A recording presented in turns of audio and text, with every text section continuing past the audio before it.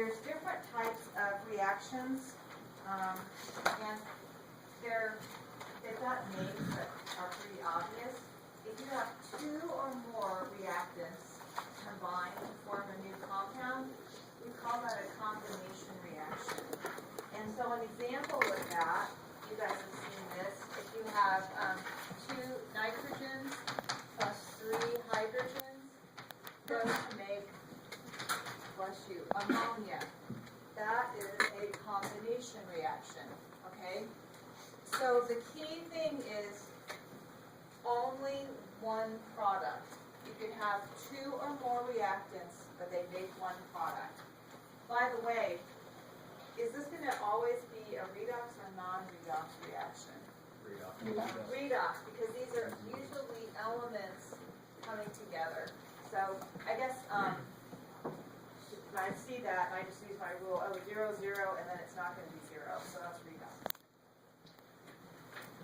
The opposite reaction is called decomposition, where, so the signature for decombination is one product.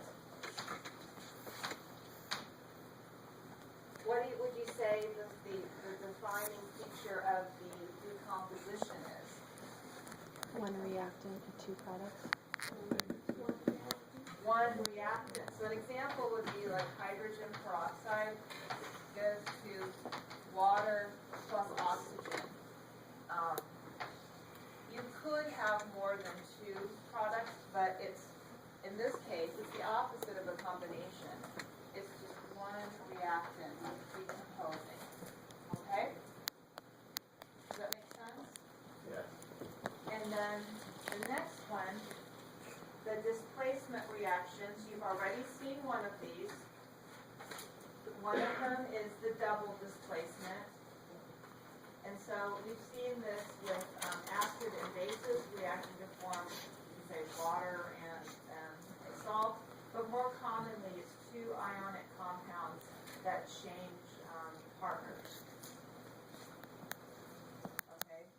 Often, these are not, most of the time, these are not redox reactions. And then single displacement, you can see you've got one thing reacting with something, and something in that more complicated thing is replaced by something else. So an example of this would be maybe zinc reacting with hydrochloric acid, and it produces zinc chloride plus. And so what's happening, can you see here? The zinc is replacing the hydrogen. Okay? And so for these problems, you would just need to be able to classify, and you can't classify every single reaction as one of these 4, the combination, decomposition, double or single displacement, but you can't, I wouldn't ask you it. Well, if I did, I would give you a choice of none of the above. But this is pretty simple. It's just, pattern recognition again. This is just a little bit easier of a pattern.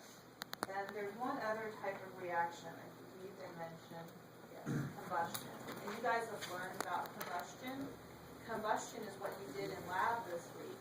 It's reacting something with oxygen. So magnesium plus oxygen, makes 2 magnesium oxides. We could even double classify this one. First, we would say it's combustion because it has oxygen in it.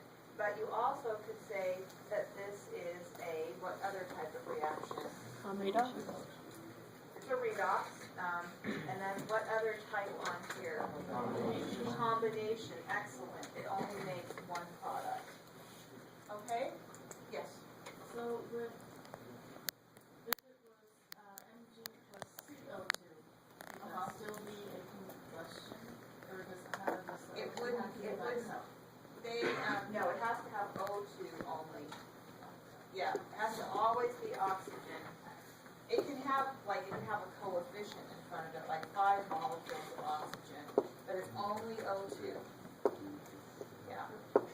Okay, good question. Anything else about these reactions? So, let's just go and take a quick look at